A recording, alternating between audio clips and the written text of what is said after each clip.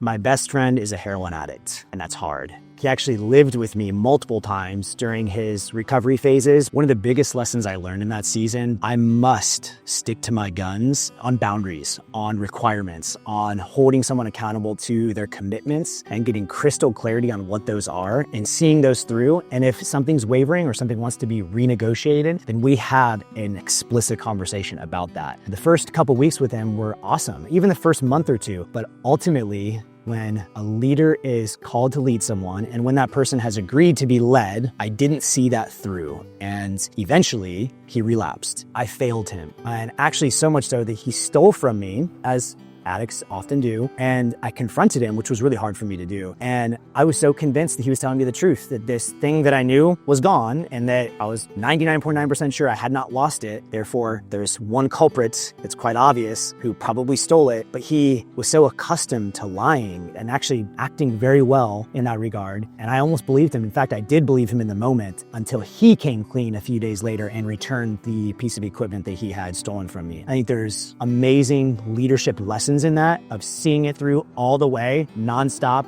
being unwavering, and also listening to your intuition. I knew immediately when something was off, when I believed he had relapsed. When you're loose with your leadership, you're loose with your life. How you do anything is how you do everything.